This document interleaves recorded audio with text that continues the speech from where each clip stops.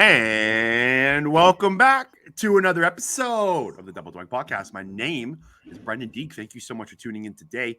If you haven't already, please hit that subscribe button. It would be greatly appreciated. You can also rate the podcast and review the podcast wherever you listen to your podcast. It would also be greatly appreciated. We are talking strictly Seattle Seahawks football today. And I have a very special guest. I have Michael-Shawn Dugar from The Athletic, who covers the Seahawks for The Athletic. Michael, how are we doing today? I'm doing good, man. How about you? I'm doing well. Cannot complain at all. So before we kind of get started here, I do want to kind of start with yourself.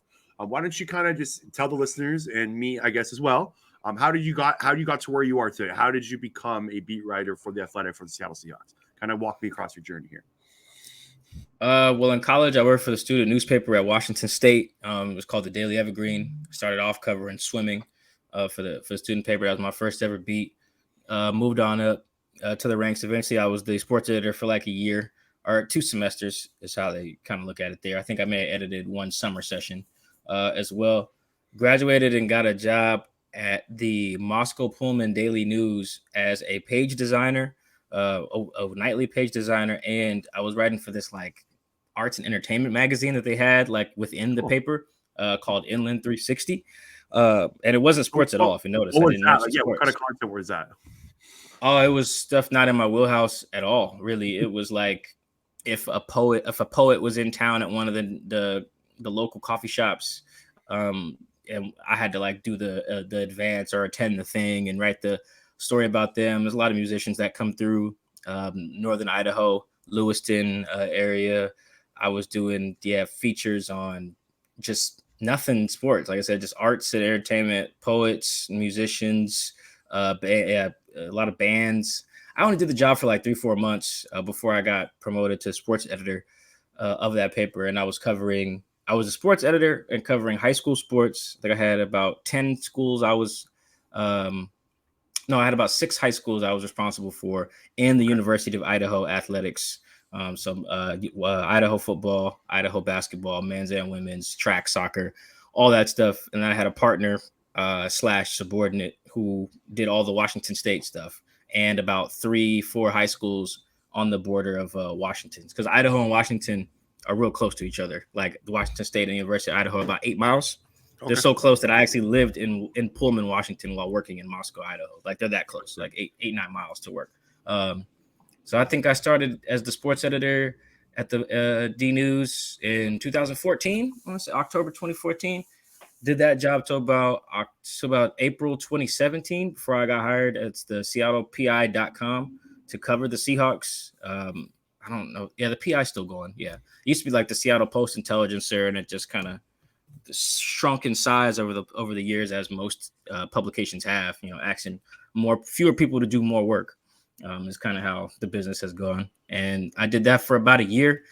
That wasn't a travel gig, but that was just my jump to the NFL, straight from covering Idaho, which was a big jump. Idaho and 8-man football. That was the thing I'd like to tell people.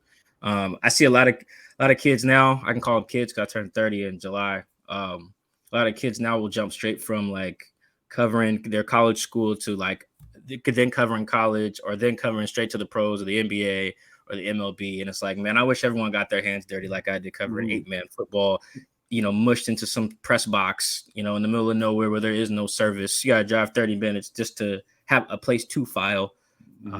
Like I cover, 8-man football is a different animal. It ain't like covering high school football in Texas. Nothing glamorous about it. Keeping your own stats.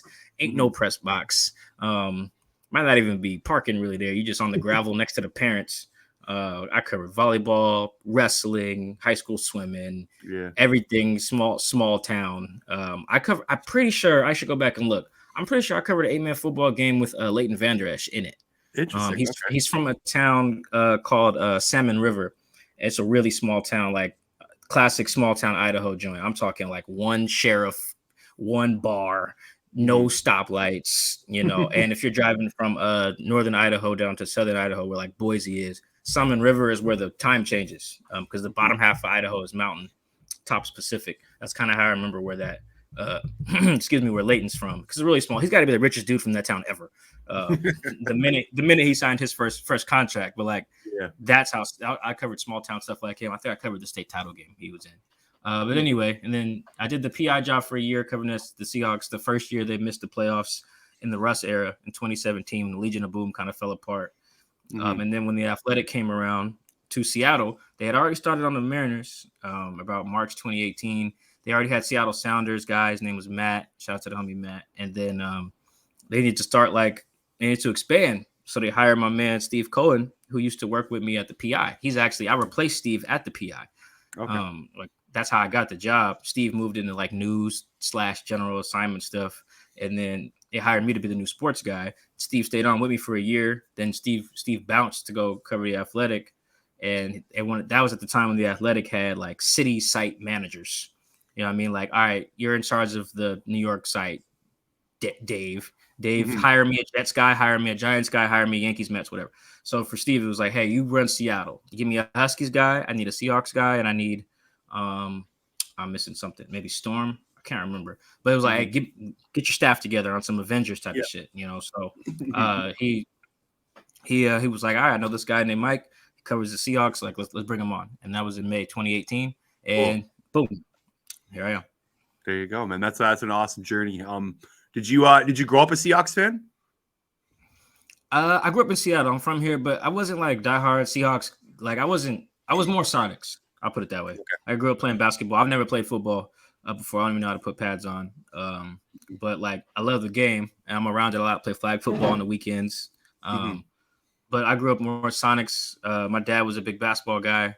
He went to a powerhouse high school out here in Seattle, Rainier Beach High School, same high school as Nate Robinson, Jamal Crawford, DeJounte Murray, Kevin Porter Jr., Terrence Williams, tons of NBA guys that come from that school. That's where my dad went. So it was big Sonics guys. He still has a Kevin Durant bobblehead in his house from Kevin's rookie year here in Seattle. So I was always aware of the team, but I didn't go to my first Seahawks game until 2011. Went to the Bengals Seahawks game. That was, I think the Bengals won. It was Andy Dalton's rookie year, Richard Sherman's rookie year. Before that, I had never even attended a game as a fan. So, but I'm always paying attention. Even when I was in college, I'm watching the Legion of Boom era, because I think I was a junior in college when they won the Super Bowl. So I'm always paying attention. I drove over to catch the parade for Super Bowl 49, if they had won. And that was a waste of a drive from college, obviously, because of Malcolm Butler. But so not rah root for them. I never owned any Seahawks gear growing up. I think I got a beanie now that my grandma gave me for Christmas a few years ago. But yeah, Sonics was my bag, so I can't wait till we can get them back. They need a team back, man. It was kind of was a disgrace that they even left there. I never understood it. But yeah, if you're listening to this, Adam Silver, get the ball rolling here. I don't know this. Is there already a team set up to come back? Are they already in the talks? I think when I was in college, we was about to snatch the Kings, I think, from Sacramento, but I think the mayor stepped in, got the funds they needed. The mayor used to play there. Forget Kevin something, I think. He made it happen though, and the King stayed. I think our next path to a team is expansion. Us in Vegas getting teams at the same time is very similar to the NHL. I think the same path will be mapped out there. Adam Silver said recently that he doesn't see expansion coming anytime soon, so that stinks. But I think that's our path. I don't think the Board of Governors really want to have a situation like we had where a team gets stolen, because some teams have been up for sale recently. The Blazers are about to get sold. The Pelicans have been sold in the last 10 years or something like that. I think the Hawks have a new-ish owner in the last decade or so. So there's teams on the market, but I just don't think that they want relocation again, because it's just, you see how bad we feel up here in Seattle. We're just longing for, an NBA team. I don't want to say we don't have basketball, because the Storm have won 4 titles. I'm not going to act like they don't exist. We want NBA specifically though to complement that. So yeah, that's not on the horizon, but I got my fingers crossed for it. Okay, let's jump into some Seahawks talk right here. Let's kind of jump back a little bit and go back to the draft. I think the Seahawks kind of had an interesting draft. What do you make of kind of the haul that they got? I thought they had good process there, which is the only thing you can really judge. I'm not going to lie. I don't watch a ton of college football on Saturdays. I watch Washington State. I watch the Pac-12, and then I'm traveling. on Saturdays usually for Seahawks games. So I got a ton of time to just watch Big Ten football right at 9 a.m. on a Saturday. I just don't care enough. But like based on everything I've researched in the time between the end of the season and the draft, I like the Charles Cross pick. You know, I like the Boye Mafe pick. I wasn't a big fan of where they took Kenneth Walker, but I do like Kenneth Walker. I feel like that distinction needs to be made. I love the Abe Lucas pick. You know, go Cougs. Abe's Washington State guy. I love the Kobe Bryant pick. I like the Tariq Woolen pick. I like the Tyreek Smith pick, edge rusher at Ohio State. And then like Bo Melton and Derek Young, the two receivers that took in the 7th. I think they're fine. Bo Melton was my guy going in the draft. I really like that one. I think between the 3 mock drafts I did a mock before the Russ trade, a mock after the Russ trade, and then a mock the week of the draft. So it's 3 drafts, 3 mocks. I think I mocked 5 of their 9 picks to them, maybe 6. Like me and the Seahawks were in lockstep in terms of pre-draft evals. So I felt good about that draft selfishly because like it may just prove me right and look like I know what I'm talking about, which is great for my personal brand. To make it look like someone who doesn't even watch college football can just, you should take this guy at this position. Here's why. I liked it. I think in terms of year 1 contributors, you're probably only looking at Charles Cross being like a guy with Kobe Bryant, I think, and Kenneth Walker possible as well. If some injuries get them in the lineup, which makes sense. Football's got 100% injury rate. So overall, the long term, I like the draft. I like the value they got at certain spots other than Kenneth. I think that was just a little high for a running back for a team that at the time still needed a right tackle, corner, still needed a center, like still needed some pretty valuable positions to take a running back at 41. I think was like a luxury that specific team could not have afforded. But we'll see. He's still a great player, so it may not really matter at the end of the day. I think their draft sets them up to be like really, really have a really good core in like a year or so, but maybe short term, I don't know how much impact that specific class will have.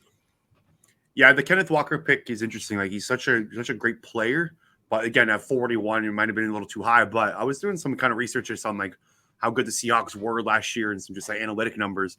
Like they were really efficient running the football. They were second in EPA per play per run. So like, why not kind of just do what you do well, right? Kind of double down on that. And like you said, injuries happen. Rashad Penny was given a good chunk of change this offseason, but still, I do think that just adding young talent there is never the worst thing, especially when Pete Carroll is your head coach. They're obviously going to be wanting to run the ball, and that transitions. You brought up the Russell Wilson trade, Mike. We got to go there. I know you probably that's pretty much been your entire offseason talking about the Russell Wilson trade. But what you know right now, would you make that trade again? No. And not because I want to like force Russell Wilson to stay in a situation he wasn't necessarily happy in. But at the same time, I would have forced Russell Wilson to stay in a situation he's not happy in because he's a quarterback, right? And these guys are hard to find, especially the good ones. Not even the good ones necessarily, the consistent ones. That's really important. Like an overlooked adjective I feel like we do not use enough with quarterbacks. It's not enough for you to just cook the bad teams and suck against the good teams or like have certain raw numbers that are really good. Like I need to know what I'm going to get from you on a week-to-week basis and a year-to-year basis. Like stability is really important. Like even for someone like Kirk Cousins, why he keeps getting this money, it's because you know what you're going to get from Kirk. You're going to get X amount of touchdowns, X amount of checkdowns, X amount of deep balls, X amount of interceptions. Like there's stability, whether for better or worse, you just kind of know, right? Like I don't like volatility in my quarterback.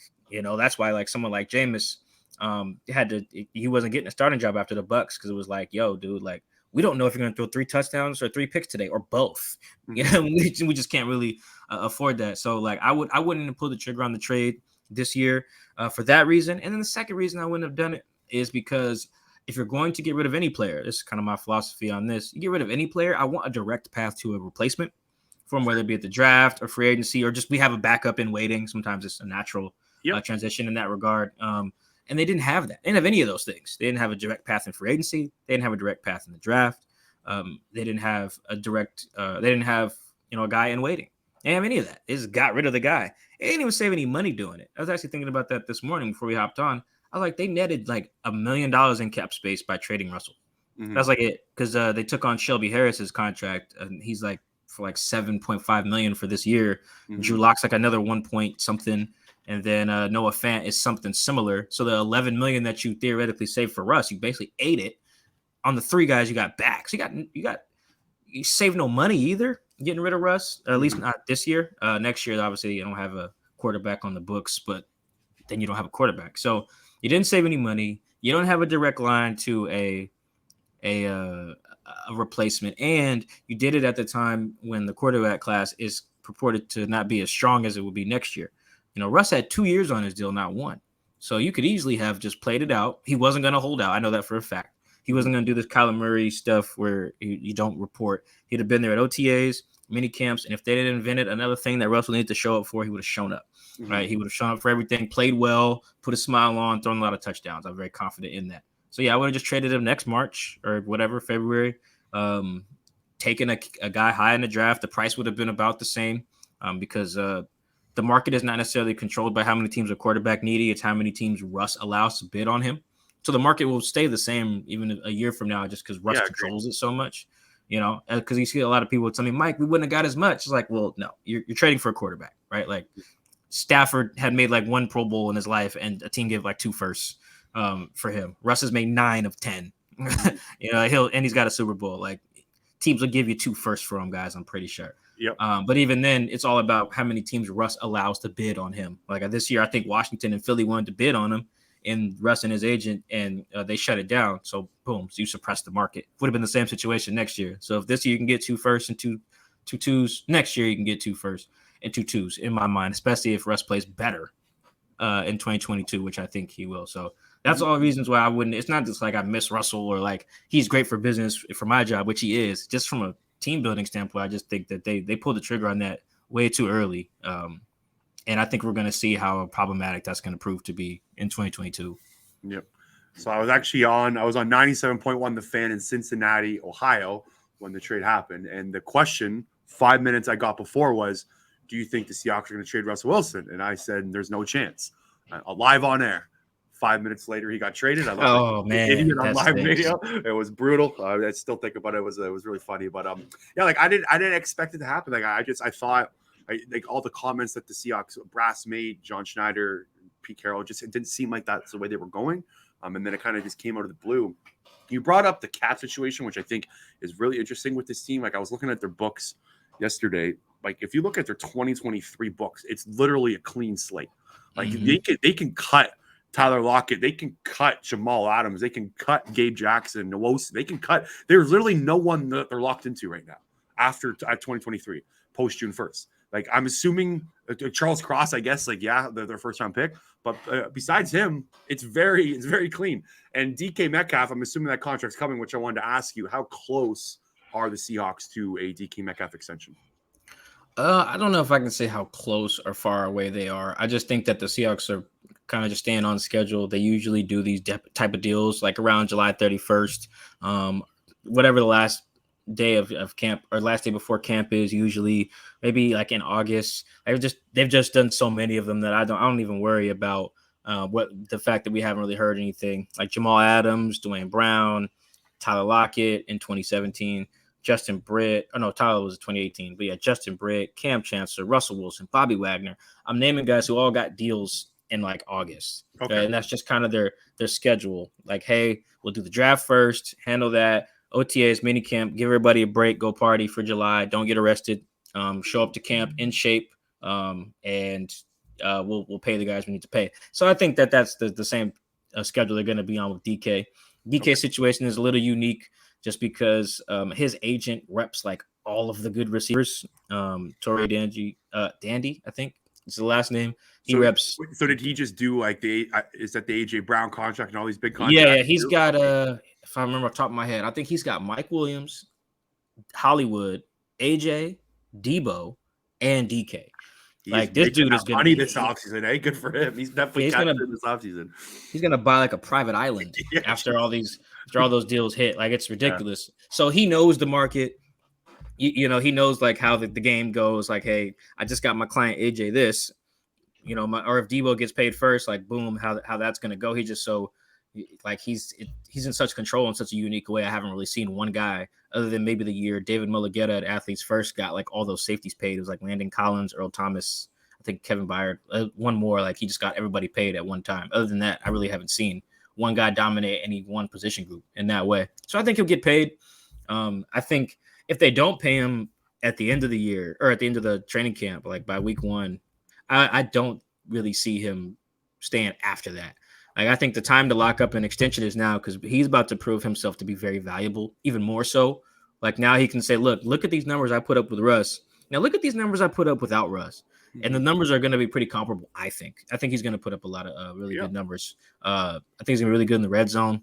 I think he's just going to be nasty. So, and then his value is just going to go crazy. He'll only be 25 next March when someone wants to give him the next mega deal. So, and I think by that point, he could bid himself out of Seattle, just like Frank Clark did in 2018 when they got traded to the Chiefs and got $100 million. So, like right now, I'm not really too worried about it. I think they'll get a deal done sometime in August. But if they don't, then I think it's time to worry if DK is playing out the final year of his deal. Okay, I want to zoom out a little bit here and kind of talk big picture with this team. So, look, I think if I was running the Seahawks last year, I think my direction would have been, let's clean house and keep Wilson and build around him. Get rid of John Schneider, get rid of Pete Carroll. That would have been maybe my road to what should have happened. What about you? What would you have done this offseason? Would you have kept everybody? Would you, it sounds like you wouldn't have done the Russell Wilson trade. Like, what would have your kind of game plan been if, let's say, you were part of the Allen family ownership team that runs this franchise? Yeah, I would have, if I had to choose between the front office and Russell, I probably would have chosen Russell, just because quarterbacks are a bit more of a scarcity. Quality quarterbacks are just a bit more scarce than, quality executives. Not to say that either is easy to find. Like, it's hard to find good head coaches, right? It's hard to find good general managers. I just think that if you're trying to split hairs, it's even harder to find a quarterback, right? Because, like, even just look at the population of the country. Like, to find a good quarterback, you need a dude first you need a certain build. He has to be like, you scratch everyone who's like under 5'11", right, from your population size, right? And then scratch everyone who's older than 33-ish. So you need a window of about 21 to 33, and you need him to be a certain height, weight, with a certain athleticism. Quite literally anybody can be a GM or an exec, right? So you're just working with a smaller population pool in general when you're just trying to find those guys. It's a math thing in that regard. And you need him to be a man if he's a quarterback. You can hire a woman to be your coach or an exec too. Much larger population that you're pooling from there. So it's just harder to find a quarterback, not to mention the talent that they have to have. You got to have the guys coming out of school.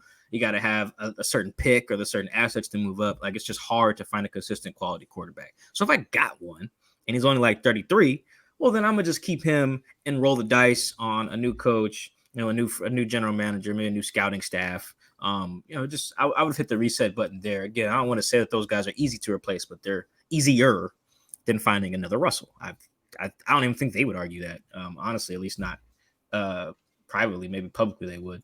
But, yeah, I probably would have done that. I would have kept Russell, really invested in the O-line, man. I would have just been like, yo, we're going to have the best O-line in the biz. Like, that'd have been my mandate. Like, I would have said we can scrape together some defense. Like, I would have been like, all right, if we got to cut some costs here, like, let's really try to get some cheap corners or find some diamond in the rough edge rushers. But what we're not going to do is skim on the O-line. Like, we're going to go in. I don't care if we're top 3 in O-line spending for the next 30 years, man. Like, we got to do it. That would have been my plan. Because at the end of the day, you do know that Russ behind a functioning O-line is excellent.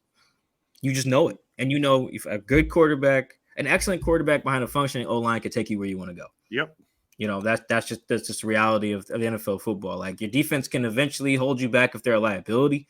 But, like, if you have an elite offense, I think your defense only needs to be like average for you to be like competent. But if you have a really bad O-line or a bad offense or just an average offense, then your defense needs to be like 2015 Broncos. And it's just hard to replicate that type of success. So that's the path I would have took. Yeah, like I feel like Russell deserved the benefit of the doubt and deserved at least to show that he can win maybe another coach. Like, look, Pete Carroll, there's no denying the success the Seattle Seahawks have had over the last decade. Like, they've probably been the most successful when it comes to win-loss in the NFL, right? Like, they've been one of the maybe top 5 successful franchises. It's just, I do feel like John Snyder just made kind of some had very head scratching calls and trades over the last few years. Like the Jamal Adams trade has completely come back and bit them in the butt. You can argue like they haven't built as well enough in the draft. Like I think if you go back and look at their past, like 4 or 5 draft classes, it's been pretty ugly. And I know it's hard to consistently draft in football. Like no team is really good at drafting. Like it's up and down. It's very unpredictable. So I would like to see Russell Wilson get another shot with another coach. And I'm gonna ask you 2 more questions here. This kind of transitions into the big one. I'm assuming this is basically going to be your entire offseason. This question: who starts week 1 at quarterback for the Seahawks? So, like, I have a little bit of, I wouldn't say it's a bias, but like I co-host the Seahawks Man to Man podcast with my homie Chris Kidd. We also do a radio show in Seattle on Saturdays, The Hype with Chris and Mike. And so we've already got a wager. I got 100 on Geno. He's got 100 on Drew Lock. So like, gotcha. I'm inclined to answer that question by saying Geno. But the reason why I was willing to put my money on Geno is that I think his familiarity with the system is going to be just so huge. The timing with the receivers, knowing at least some of the O linemen, knowing, the tight ends, although Drew Lock knows Noah Fant. So maybe that cancels out a little bit. But I just think that chemistry there, that knowledge of the system, that knowledge of Shane Waldron, they've just been in the trenches together, like, and the situations the situations Geno and Shane Waldron were in, because I think that relationship was really important, OC and quarterback. The situations they were in last year were like, that was some really good experience, for better or worse. Like, as soon as Geno comes in, it's like, okay, you're playing one of the best defenses in football. Rush just broke his finger. We're down 9. You have to go 98 yards here to score because you got it on like the 2 for his first drive in, I don't know, since 2017. But hey, bro, figure it out. And he led a touchdown drive. Yeah, he played great that drive. I still remember it. Yeah. Yeah, so it's like they got that experience, and then that was more like a regular drive, and then they got some 2-minute drills in there too against the Rams. Obviously, they didn't win, but then the very next week, Sunday Night Football against the Steelers, and then that goes to overtime. Also, good experience between him and Shane. And then the next week, you're on Monday Night Football against the Saints. That goes down to the wire, to the last possession. They lose again, obviously. But, like, these are just scenarios that you just really can't simulate in terms of building that chemistry. That's real deal fire. Like, we have to do this on the fly right now, dude. Like, there's no time to hold hands and, like, pray. Like, we just got to go out there and execute or not. And then obviously they smoke the Jags that next game, and then Russ comes back. But I just think that little month stretch right there is huge in what I consider to be a close quarterback competition. I think the other part that'll help Geno is that I think he'll be a little bit better at protecting the football because at least from what I've seen from Drew, I think that he trusts his arm a lot because it's strong as hell. I trust it too. That can get you in trouble. There's a reason why he's already thrown 25 picks or something like that, 20 picks, I think, in 3 years or in 21 starts. Like, that's a lot. He turns over a lot. Now, Geno has more career interceptions than touchdowns, so it's not like he's Mr. Protect the Ball either. But I think that when your arm is so strong, it can get you in danger. I mean, you see it with even some guys like Mahomes or Herbert. Their arms are just really strong, and they're just really good. But Mahomes throws some shit where you're just like, man, he should not throw that. Yeah. Cross your body, fading the other way, or you're a half step late, or you just flinging it. Like, Mahomes does that stuff too. Rodgers does it. Even Russ does it. Herbert, some of these strong arm guys, like Josh Allen did it a lot. Like, they do it. But those guys are all like consistently good. Whereas Drew's like, dude, if you keep doing that, we're gonna bench you for Teddy Bridgewater. So I just think ultimately that those strong arm guys can get themselves in trouble. And I just think that with a coach like Pete Carroll who values the ball, like, you turn it over, you're cut. Basically, that's kind of Pete's mindset. That'll lose you the job if you're Drew, I think. So I think that's what it'll come down to, both in practice and the preseason when they chart turnover worthy plays or whatever. When it's time to pick a guy, I think Geno's chart will look a little cleaner. Yep. Okay, last one, Michael. I know it's early. I know it's beginning of June, but if you were to take a guess right now, what is the final record for the Seattle Seahawks in 2022? I would say they can win anywhere between 4 and 8. I think 4 and 8 games. I would lean towards the 5-12 mark, just largely because I was listening to a podcast with John Snyder this morning, and he was like, the 2 most important people in the building are the quarterback and the head coach. I was like, yeah, I tend to agree with that. All right, so I would have asked John, all right, who's your quarterback? Oh, you don't know yet? Well, that's a problem then. Like, you don't have 50% of the most important tandem in the building, right? That's huge to me. Also, I think the O-line still is a lot of question marks. Not to say that it's guaranteed to be bad. It could be fine. But you got a rookie left tackle who, even if he's a stud, still a rookie. Like I use the example of Dwayne Brown. He was probably the best left tackle Russ has ever had. Dwayne gave up like 8 sacks his rookie year with the Texans in 2008. And he turned out to be a great player, but he was still a rookie in 08, right? Rooks are rooks. You might have a rookie right tackle in Abe Lucas, or you might have a second-year undrafted guy in Jake Curran. You have a new center in Austin Blythe, who hasn't played really since 2020 because he got hurt and then lost the job to Creed Humphrey in Kansas City last year. So we really don't know what we're getting out of him. So that's a lot of uncertainty at the second most important position group on the field behind quarterback. And like I said, if your O-line isn't up to snub, boy, it's easy for you to get boat race on any given week. I mean, any team can give you the blues if your O-line is not consistent in the run game or the pass game. So when you have uncertainty at the two most important position groups, it's hard for me to project that you will be a successful team. It really just comes down to it. Even if I like the receivers, if I like the tight ends, if I like the safeties, if I like the running backs when healthy, if I like all those position groups. But the thing comes down to it is, can you score? Can you score? Can you control the game? And I don't know if you can do that with this O-line is currently constructed and this quarterback room is currently constructed. Fair enough. It's funny. I was I was researching just kind of Seattle did last year, just kind of getting back up to speed. They finished 9th in DVOA last year. Like it wasn't. They were analytically like okay. It seemed like a lot of one-score game misses, stuff like that. But again, there's no Russell Wilson now, so it's kind of They had a positive point differential too. I want to say too, better than like 3 teams that made the playoffs. I know better than the Raiders and the Steelers, maybe one more. But even then, like they were better than all the teams that were 7-10 with them. Yeah, they were better than 2 playoff teams in the Raiders and Steelers. The Raiders who won 3 more games than the Seahawks did, despite having a significantly worse point differential. I think the Raiders are like minus 55 or something. That's a big difference. Seahawks were like plus 10 or something, plus 9. So I could see that their record, I could see them be like a 5-12 record, but then having like a decent point differential next year too, like being in some games and then just not having the ball bounce their way, not having a throw be made, not having a catch be made, not having a block be picked up on third and whatever.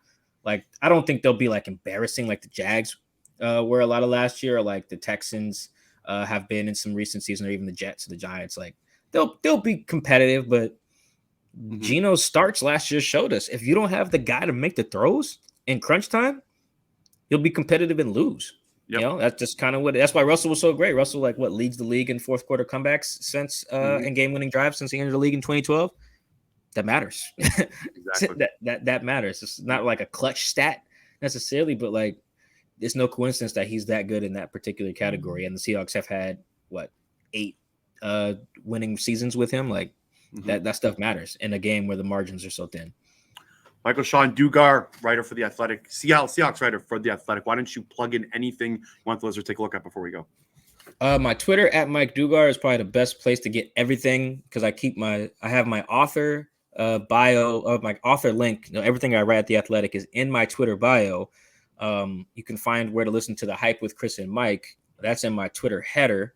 The info is there. And then I always keep our most recent Seahawks Man-to-Man podcast pinned to the top of my Twitter page.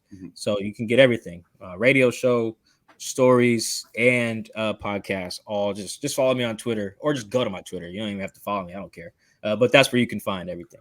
Your songs of the day have been hits lately, by the way. Big Digits. I think you'd Believe Me the other day. So if you song choices as well, you're a great follow there. I fell down a Drake Wayne rabbit hole, and they have some amazing records. Yeah, I know. Together, and it's fantastic. Michael-Shawn Dugar, thanks so much again, man. Thanks for taking the time and enjoy the offseason and enjoy next season. Cool. Thanks for